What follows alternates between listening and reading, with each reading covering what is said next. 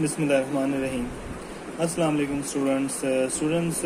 आज का जो हमारा टॉपिक है वो है रिफ्लेक्शन और इको ऑफ साउंड। रिफ्लेक्शन या eco of sound, reflection of sound या इको से क्या मुराद है, ठीक है। इसको समझने के लिए कि व्हेन वी क्लैप और shout near a reflecting surface such as a tall building or mountain, we hear the same sound again a little later. What caused this? The sound which we hear is called an echo and is the result of reflection of sound from the surface. जब आप यूं कह लो कि जैसे एक पहाड़ के करीब खड़े होके, ठीक है, जब आप जोर से आवाज लगाते हो या किसी बिल्डिंग के पास खड़े होके आप जोर से आवाज लगाते हो या क्लैप करते हो, ताली बजाते हो, तो आपको ना उसकी थोड़ी देर के बाद गूंज सुनाई देती है। यानी कि आपको ना थोड़ी देर के बाद, जैसे आप एक क्लैप करते हो तो साथ ही कुछ सेकंड के कुछ हिस्से में जो है ना आपको वही आवाज जो है दोबारा आएगी, ठीक है।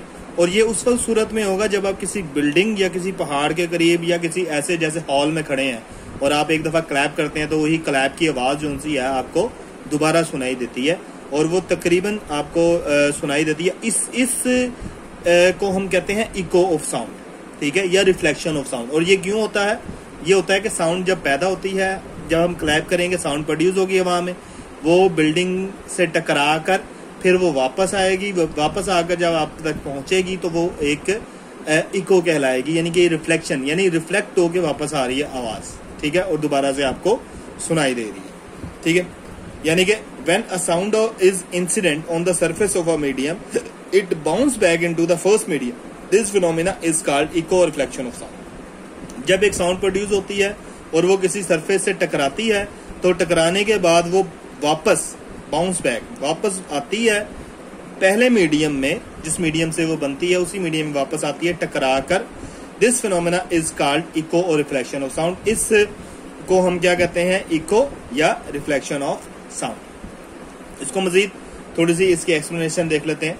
The sensation of sound persists in our brain for about 0.1 second.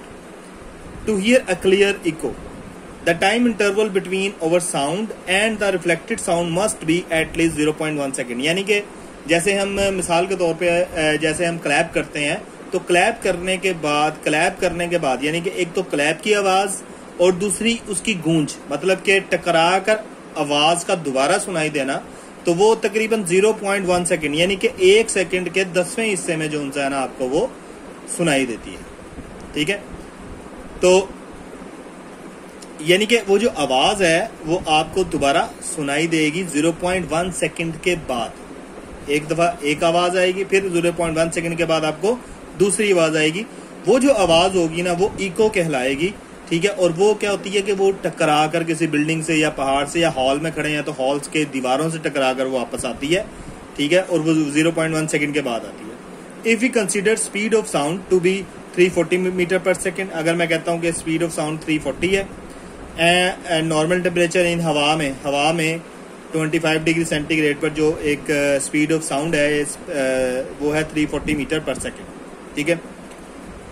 We will hear the echo after 0.1 second, तो हम 0.1 सेकेंड के बाद इको को सुन सकेंगे, उस गूंज को हम दोबारा से सुन सकेंगे। कितने सेकेंड के बाद? 0.